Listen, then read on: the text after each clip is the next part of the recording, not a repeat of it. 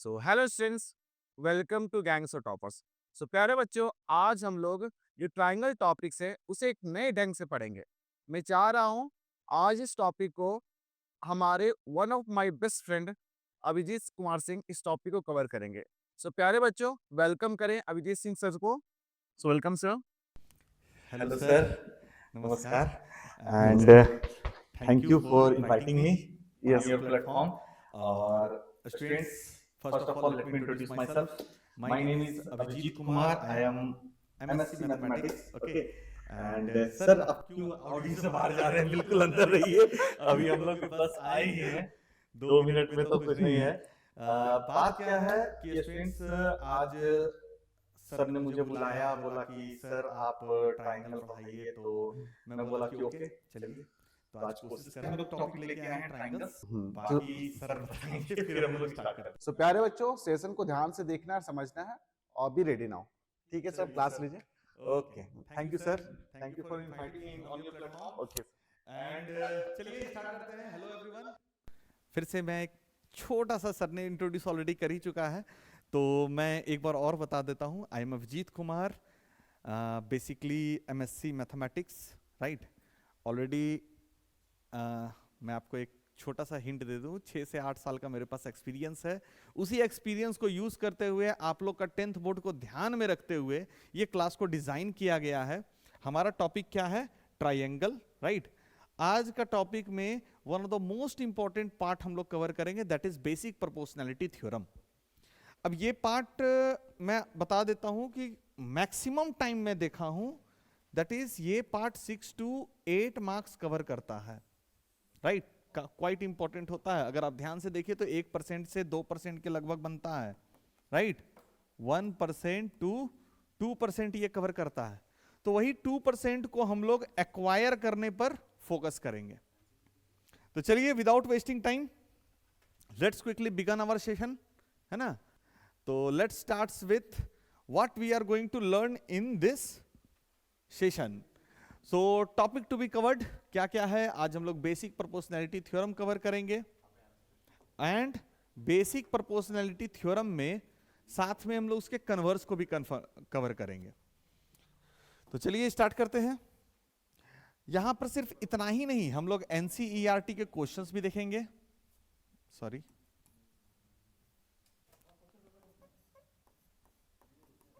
NCERT plus PYQ plus, और क्या कुछ तो एक्स्ट्रा देना होगा, चलो देते हैं, MCQs, which is very important for your board examination. So let's quickly start our session. Let's start with the very first slide. लो, पहला ही स्लाइड में आ गया, रिकॉल। अब ये रिकॉल ना बहुत बड़ा इंपॉर्टेंट है। इंपॉर्टेंट किस सेंस में है, पहले इसे समझिए। कुछ कोई भी चैप्टर जब हम स्टार्ट करते हैं स्टूडेंट्स, तो हम लोग को पहले प्रायर नॉलेज थोड़ा बहुत होना चाहिए। इस चैप्टर के लिए मैं 2 ही प्रायर नॉलेज आप लोग को रिकमेंड करूंगा, जिसमें पहला प्रायर नॉलेज जो है वो होना चाहिए आपका, oh sorry, it's mini board. Mini board को बाद में हम लोग ध्यान देंगे, है ना। तो सबसे पहले हम लोग क्या करेंगे कि एक छोटा सा पॉइंट है, दैट इज, जो कि अभी हमारा जो थ्योरम आएगा उसमें यूज होगा, that is distance between a point and a line. वो कैसा डिस्टेंस होता है? तो अगर आप देखिए, तो अगर आपके पास कोई लाइन है, राइट, और आपके पास एक पॉइंट है ना, तो distance between a point and a line, वो हमेशा स्टूडेंट्स आपको याद रखना है कि वो एक परपेंडिकुलर डिस्टेंस होता है। यानी अगर यहां से मैं ड्रॉ करूं, सॉरी, तो यहां से अगर मैं ड्रॉ करूं तो वो हमेशा क्या होता है, एक perpendicular line. Distance between a point and a line is a perpendicular distance. इसके अलावा कोई भी और डिस्टेंस पे जाएंगे तो वो शॉर्टेज डिस्टेंस नहीं होगी। और ये काफी इंपॉर्टेंट कॉन्सेप्ट है, ओके। इसे हम लोग फोकस करेंगे। आगे देखते हैं। साथ में हम लोग एक और आप लोग को थ्योरम जो है क्लास 9 की, उसे ध्यान में रखना है। क्या ध्यान में रखना है? That is area between two parallel lines, sorry, area of triangle between two parallel lines. Okay, area of triangles between two parallel lines are equal. ये बड़ा इंपॉर्टेंट होगा आपके लिए, ठीक है, इसे आपको हमेशा याद रखना है. चलिए अब रिकॉल की पार्ट खत्म होती है, स्टार्ट करते हैं वेरी फर्स्ट स्लाइड से. क्या है हमारे पास? Basic proportionality theorem. क्या होता है बेसिक प्रोपोर्शनैलिटी थ्योरम? तो चलिए उसका स्टेटमेंट से हम लोग देखते हैं. स्टेटमेंट कहता है कि if a line drawn parallel to one side of a triangle to intersect the other two side in distinct point, then the other two sides are divided in the same ratio.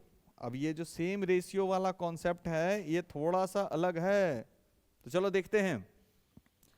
जब भी ये students statement वाली कोई भी question होगी, आप खास करके प्रूफ में दो चीज ध्यान रखिएगा. इफ और देन का इस्तेमाल आपको आना चाहिए. जैसे यहां पर हम देख रहे हैं एक जगह इफ है और एक जगह देन है.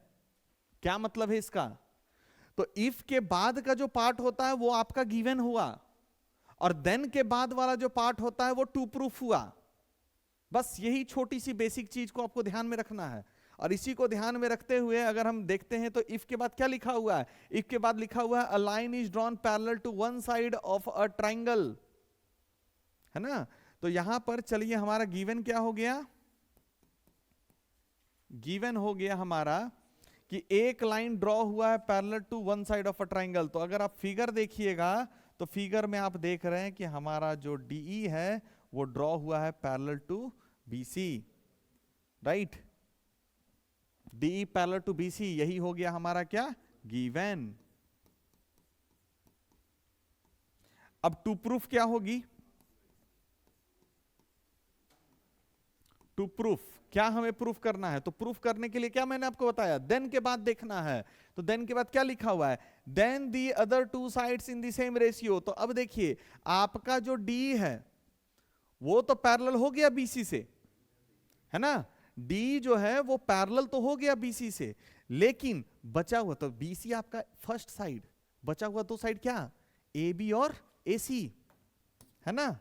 तो ए बी और ए सी यही दो साइड है, उसी को सेम रेशियो में डिवाइड करेगा. जिसका मीनिंग क्या हुआ? जिसका मीनिंग हुआ that is A D upon D B is equal to A E upon E सी.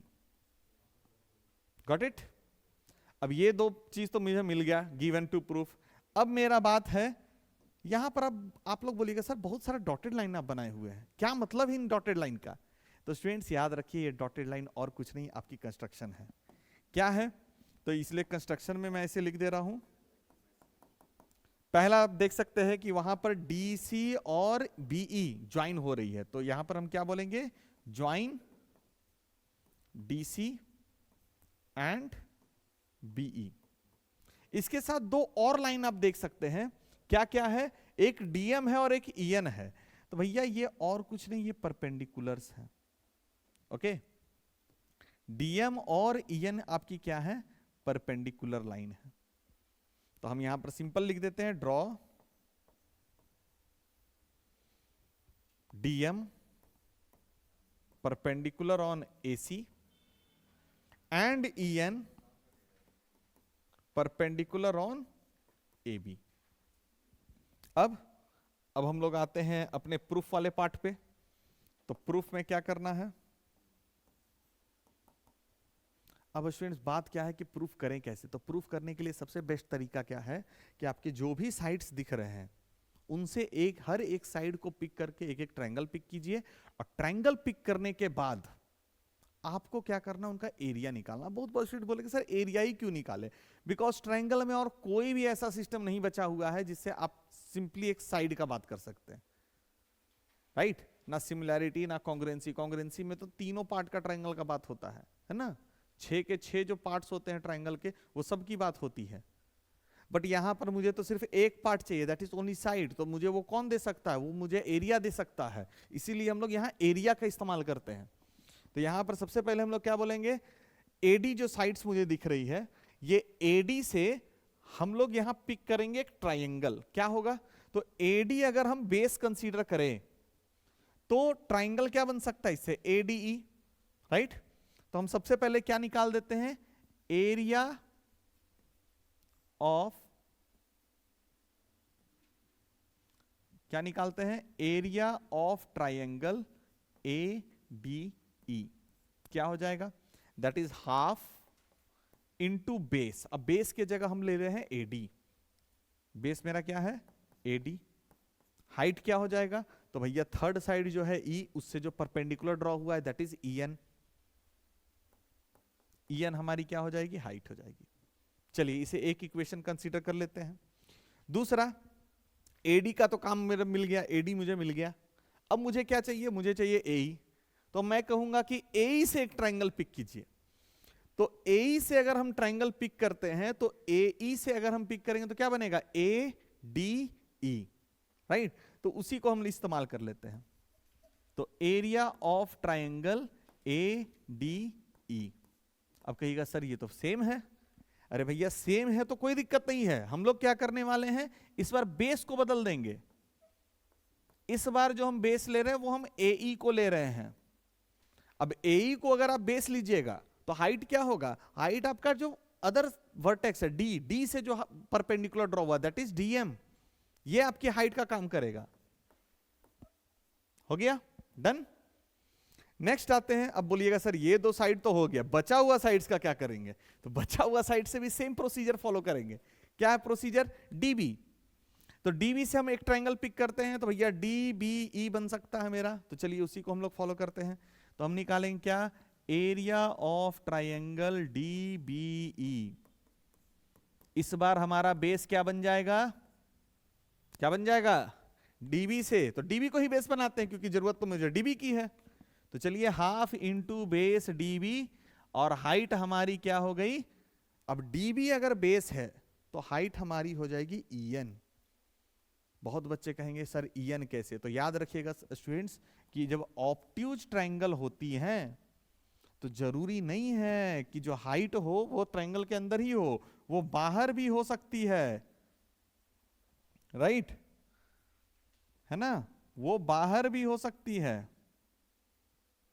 तो इसीलिए यहां पर अगर आप देखिए तो DBE आपका एक ऑब्ट्यूज ट्रायंगल है, तो ई से जो परपेंडिकुलर आया वही हाइट है, इसलिए EN हमारी हाइट होगी। और EN अगर मेरी हाइट है तो यहां पर हम यहां हाइट में क्या डालेंगे? EN। And lastly same concept हम चलेंगे अगला ट्रायंगल से। तो अगला ट्रायंगल हमारा क्या है? अगला ट्रायंगल मुझे EC से पिक करना है, तो EC से बनाएंगे तो क्या बनेगा? ECD। तो ECD पे जाते हैं तो उसकी एरिया निकाल लेते हैं। तो एरिया ऑफ ट्रायंगल ECD।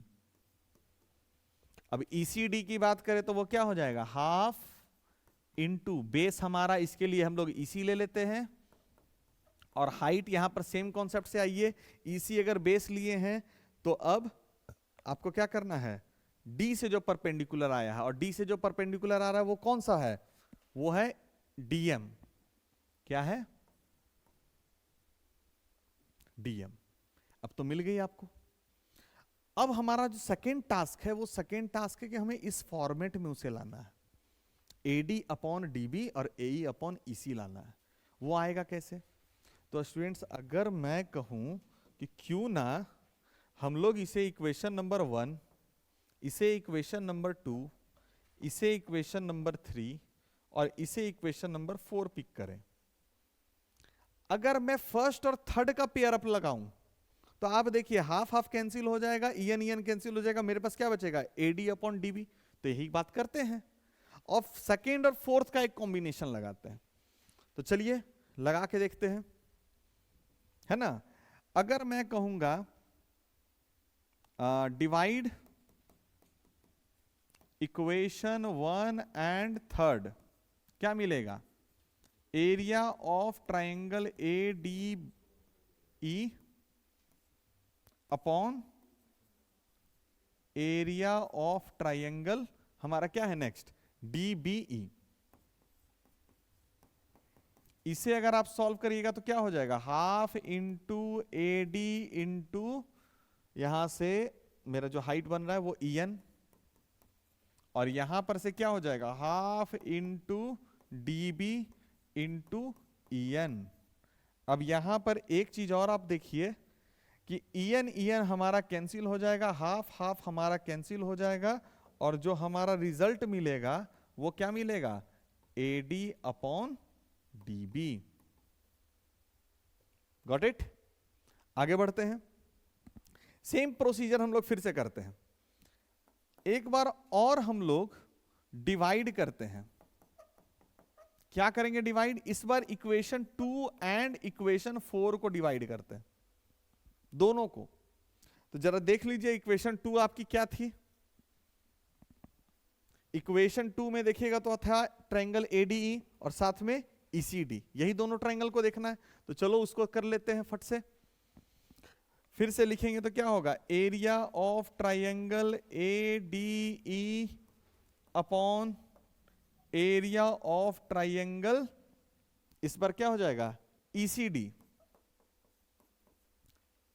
और ये क्या आ जाएगा, हाफ इंटू बेस हमारी थी इस बार AE और हाइट थी DM, और यहां पर हाफ इंटू बेस हो गई EC और हाइट हो गई अगेन DM। यहां पर से भी आप कह सकते हैं कि sir DM DM cancel, half half cancel, result हमारी क्या मिल जाएगी, रिजल्ट हमारी मिल जाएगी AE अपॉन EC। अब एक कैच है स्टूडेंट्स, इतना होने के बाद एक छोटा सा कैच है। कैच क्या है कि एरिया ऑफ ट्रायंगल ADE और ADE तो सेम दिख रहा है, ये triangle area of triangle DBE और ECD ये दोनों इक्वल है।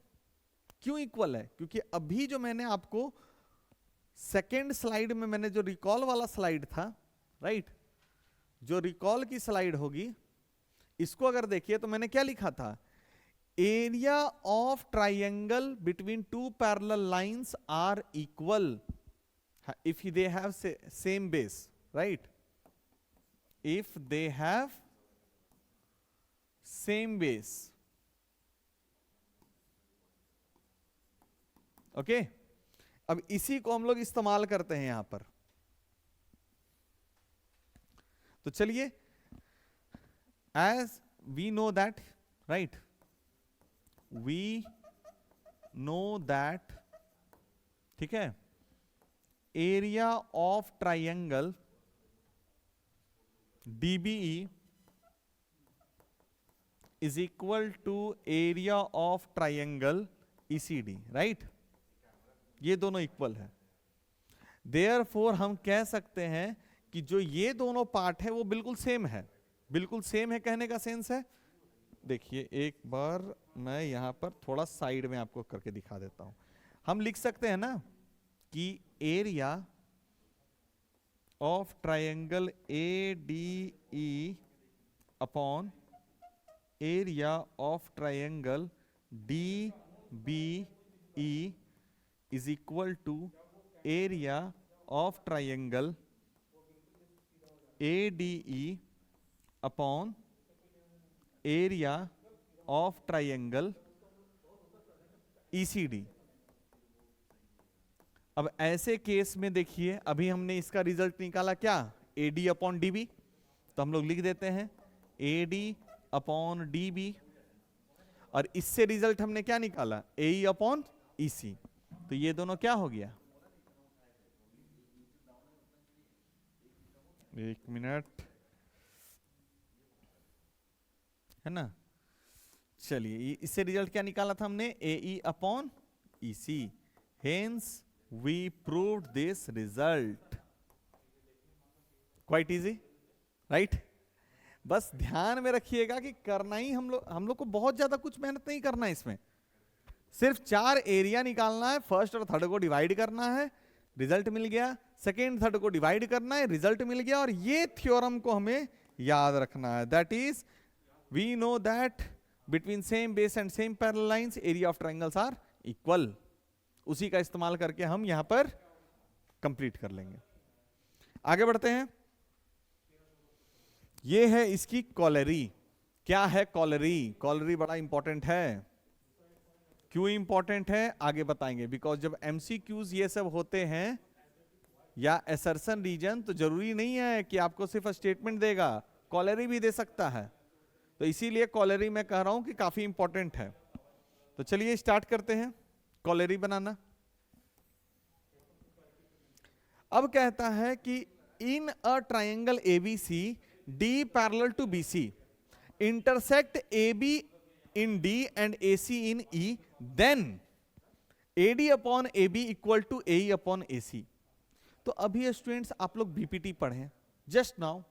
तो बीपीटी में हमने क्या देखा कि अगर किसी ट्रायंगल में, है ना, एक साइड पैरेलल हो जाए तो ऐसे में हम लोग क्या कहेंगे, बाई बीपीटी हम कह सकते हैं ना कि AD अपॉन DB इक्वल हो जाएगा AE अपॉन EC के, राइट? ये इक्वल हो जाएगा। हम इसी रिजल्ट को पकड़ के चलते हैं। तो अगर आप इस रिजल्ट को पकड़ के चलते हैं तो यहां पर बाई बीपीटी हम कह सकते हैं ना, that is AD upon DB is equal to AE upon EC। अब मैं क्या कहता हूं ना, क्यों ना इसका इन्वर्स निकाल दें। अगर इन्वर्स निकाल देंगे तो मेरा क्या बन जाएगा, DB upon AD is equal to EC upon AE हो सकता है, राइट?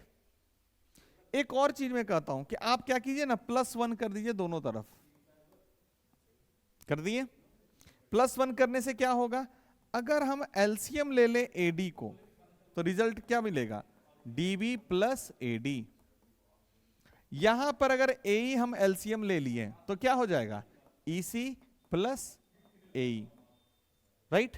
अब जरा फिगर में आप देख लीजिए एक बार, यहां पर क्या हो जाएगा, मेरे पास मिल जाएगा क्या, AB अपॉन AD, और यहां पर मेरा क्या बन जाएगा, AC अपॉन AE। अब फिर से इसको दोबारा इन्वर्स कर लीजिए, तो AD upon AB is equal to AE upon AC। अब देखिए यही रिजल्ट है कि नहीं है, कॉलरी में सेम रिजल्ट है कि नहीं है? तो जरूरी नहीं है कि बीपीटी में सिर्फ यही आपके पास रिजल्ट हो। अगर यही रिजल्ट होना होता तो फिर अगर यही रिजल्ट को सोच के चलिएगा तो एमसीक्यू बनना मुश्किल हो जाएगा। लेकिन हम लोग क्या देख रहे हैं कि ये रिजल्ट के साथ साथ इसी रिजल्ट की मदद से हम लोग एक और रिजल्ट ले आ रहे हैं, तो इसी को हम लोग कह दिए क्या, क्वालरी, राइट? और बड़ा इंपॉर्टेंट है ये, इसको याद रखिएगा, एग्जाम में आप डायरेक्टली इसको यूज करना है। आगे बढ़ते हैं, सेकेंड पार्ट को देखिएगा। आप बोलिएगा सर सेकेंड वाला तो बड़ा अजीब लग रहा है। अरे कुछ अजीब नहीं है। क्यों नहीं डिफिकल्ट है? बिकॉज सेम प्रोसीजर करना है, बस खाली इन्वर्स नहीं करेंगे हम लोग। इन्वर्स नहीं करेंगे मतलब कहने का सेंस है, देखिए सबसे पहले जो बीपीटी से हमारी रिजल्ट आई उसे लिख लेते हैं। बीपीटी से रिजल्ट क्या आई थी, AD upon DB is equal to AE upon EC। अब हम लोग ने प्रोसीजर क्या किया था, +1 किया था दोनों तरफ, फिर से कर लेते हैं, +1 +1 जैसा लिखा हुआ वैसे उतार लेते हैं। क्या हो जाएगा, AE अपॉन EC, और यहां पर क्या हो जाएगा, AD अपॉन DB। भैया एलसीएम ले लेते हैं, EC एलसीएम हो गई, क्या मिल जाएगा मुझे, AE प्लस EC। यहां पर भी मेरा DB हो गया एलसीएम, क्या मिल जाएगा, AD प्लस DB। अब जरा खुद से देख लो, AD प्लस DB क्या बन गया, AB upon DB। AE plus EC क्या बन गया, AC अपॉन EC। अरे भैया अब बचा क्या है, कन्वर्स कर लो, रिजल्ट मिल गया। क्या मिल गया, DB upon AB is equal to EC upon AC। This is our final result. अब देखिए मैंने DB लिखा है, वहां BD लिखा है, तो इसे खास फर्क पड़ता नहीं है, राइट? चलिए, तो ये कॉलरी। अब कहिएगा सर इसका यूज कहां होगा, तो इसीलिए देखिए मैं आपके लिए एक प्रीवियस ईयर का क्वेश्चन लेके आया हूं, राइट? ये क्वेश्चन 2016 में पूछा गया था, है ना? ये क्वेश्चन 2016 में पूछा गया था, जो कि टोटली डिपेंड है आपकी कॉलेरी से, बीपीटी से नहीं। चलिए दिखा देते हैं क्या है question. In triangle ABC DE parallel to BC, AD equal to 4 centimetre. तो चलिए भैया ये मेरा हो गया 4 centimetre, DB equal to 12 centimetre, 12 centimetre. आगे क्या है, एसी टोटल आपकी क्या है 24 centimetre. You need to find AE. अब अश्विन जरा यहां ध्यान दीजिए, अब आप कहिएगा सर पैरेलल तो दिख गया मुझे, पैरेलल अगर मुझे दिख गया मतलब यहां पर हम बीपीटी लगा सकते हैं, तो लगा के एक बार चेक कर लो। तो बीपीटी तरीका क्या है लिखने का, इन ट्राइंगल एबीसी, है ना, पहले हम लोग जो पैरेलल साइड है वो बताते हैं, that is DE parallel to BC. So by BPT हम क्या बोलेंगे, बीपीटी से हम बोल सकते हैं that is AD upon DB is equal to AE upon EC. ये होता है बीपीटी से। बट अगर आप इसको इस्तेमाल कीजिएगा तो आंसर नहीं ला पाइएगा, मतलब बड़ा मुश्किल होगा आपके लिए। क्यों? क्योंकि एडी अपॉन डीबी तो है आपके पास, आपको एई का वैल्यू नहीं पता है, ना आपको ईसी का वैल्यू पता है, आपको टोटल एसी का वैल्यू पता है, तो यहां पर आप फंस जाइएगा। तो इसीलिए आपको क्या करना है कि हम ना बीपीटी का बेसिक थ्योरम ना इस्तेमाल करके हम क्या करेंगे कि यहां पर हम कॉलेरी को इस्तेमाल कर लेंगे। क्या लिखेंगे, लिखेंगे वही बाय बीपीटी, लेकिन कॉलेरी जो फर्स्ट कॉलेरी है उसको यूज कर लेंगे। क्या है, that is AD upon AB is equal to AE upon AC. अब बोलिएगा इससे फायदा देख लीजिए, डायरेक्टली पुट कर लीजिए value, that is 4 upon 12 is equal to क्या है हमारे पास, नहीं पता है एई का वैल्यू, तो एई अपॉन 24। अब बचा क्या है 4 3 जा 12, क्रॉस मल्टीप्लीकेशन कर लिए तो हमारा एई, ठीक है, हमारा जो ए निकलेगा वो क्या निकलेगा 24/3, तो ए हमारा हो गया 6। That's it. In this way we get this answer. Quite interesting, right?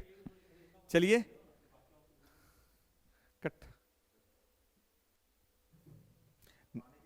वही करेंगे कट।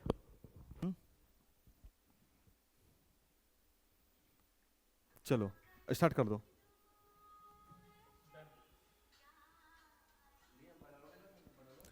अगला क्वेश्चन देखते हैं क्या है भैया हमारे पास। क्वेश्चन है हमारा in triangle ABC in which D parallel to BC AD equal to x. तो एक काम करते हैं ना, क्वेश्चन पढ़ते साथ उसका वैल्यूज भी डालते चले जाओ, ज्यादा बेटर रहता है।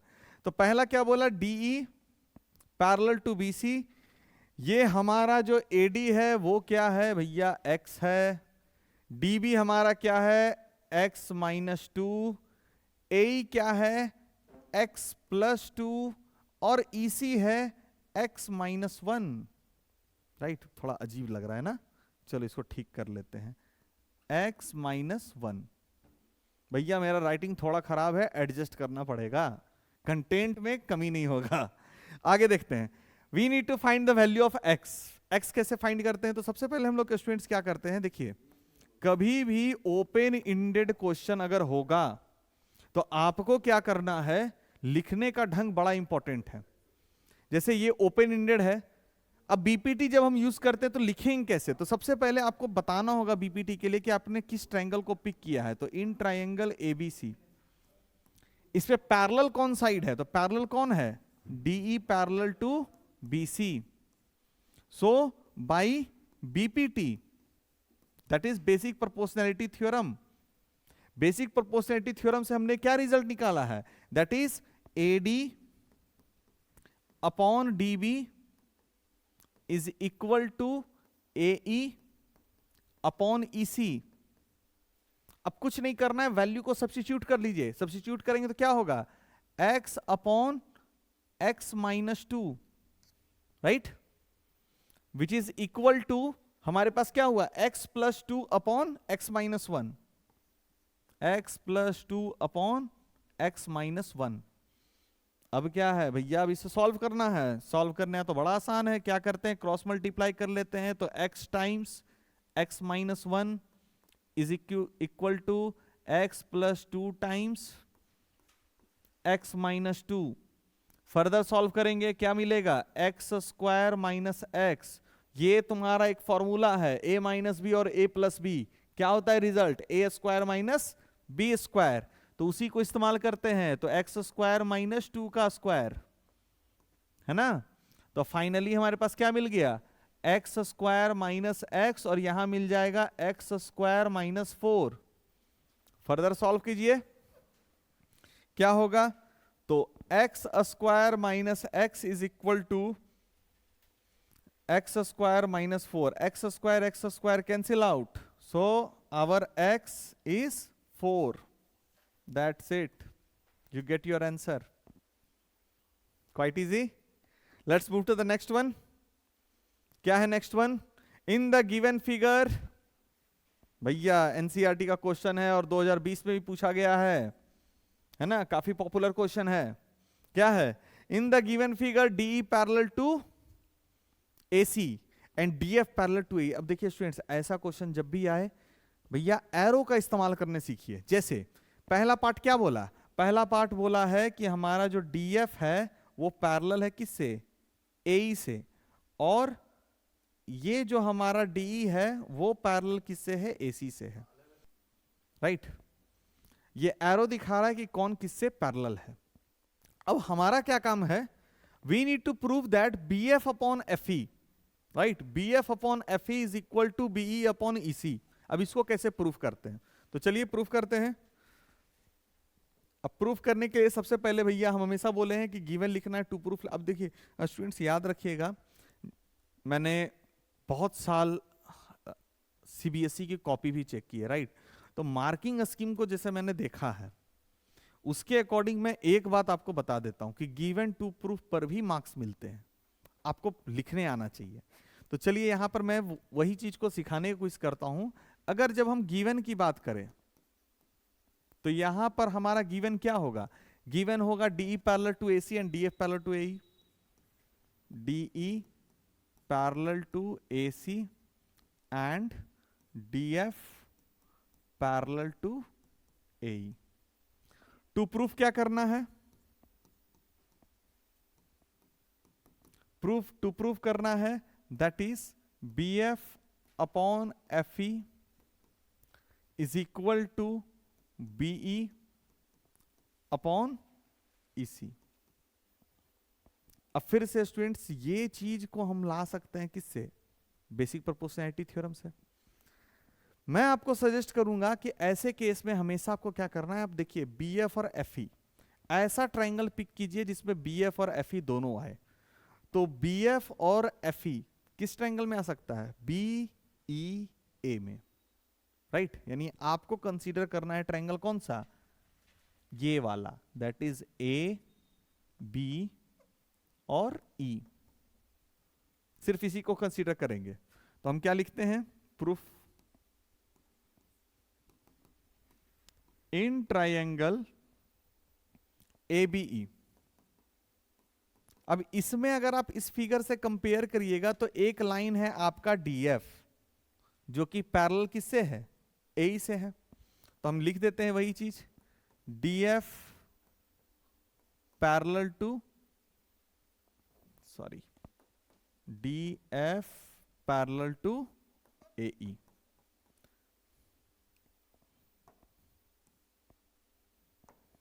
AE, अब DF पैरेलल टू AE हो गया। अब यहां पर आप डायरेक्टली इस्तेमाल कर सकते हैं, क्या इस्तेमाल कर सकते हैं, आप इस्तेमाल कर सकते हैं बेसिक प्रोपोर्शनैलिटी थ्योरम, क्योंकि उसका सारा कंडीशन को फुलफिल कर दिया है। मेरे पास ट्रायंगल है, एक लाइन है जो पैरेलल है वन साइड ऑफ ट्रायंगल से, तो बचे हुए दोनों साइड को सेम रेशियो में डिवाइड करेगा। तो उसी को यूज करते हुए हम क्या बोलेंगे, BF upon FE is equal to BD upon DA। तो यहां डायरेक्ट लिख देते हैं, क्या लिखेंगे, BF upon FE is equal to what, BD upon DA. That's it. Consider this one as equation number 1. अब तो आप देख लीजिए एक पार्ट तो आपके पास आ गया. अब चलिए दूसरा पार्ट हम ले आते हैं. दूसरा पार्ट के लिए हम लोग क्या करेंगे, हम लोग थोड़ा सा ट्रायंगल बदल लेते हैं.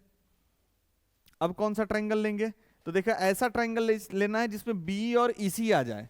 तो यहां देखिए BE अपॉन EC, इसके लिए मुझे क्या करना होगा, इसके लिए मुझे पूरा ट्रायंगल लेना होगा ABC.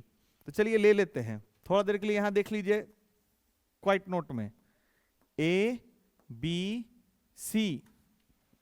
इसमें अगर आप देखिएगा तो AC जो है इससे पैरेलल कौन है मेरा, इससे पैरेलल DE है ना. तो इसी को हम पिक करेंगे, right.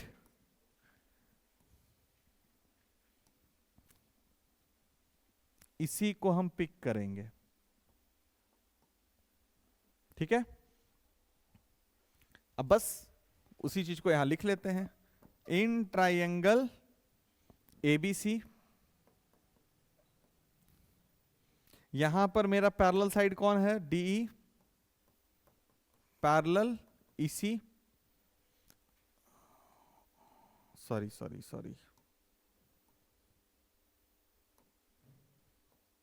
DE parallel AC. So again by BPT हम क्या बोलेंगे, by BPT हम बोल देंगे that is our BE upon EC is equal to BD upon DA. Consider this one as equation number 2. Now from equation 1 and 2, ध्यान दीजिएगा दोनों equation को अगर आप कंपेयर करेंगे तो आप देखिए BD upon DA is equal to BD upon DA. यहां पर भी देखिए BD अपॉन DA सेम है ना. तो अगर दोनों को हम कंपेयर करें तो हम क्या बोलेंगे, फ्रॉम इक्वेशन 1 एंड 2 मेरा रिजल्ट क्या आ जाएगा, ये पार्ट है BD अपॉन DA दोनों में सेम है, मीन्स ये दोनों भी आपस में क्या होगा, बराबर होगा. तो वो हम क्या लिखेंगे, BF upon FE is equal to BE upon EC. Hence we proved this result. Right? Cut.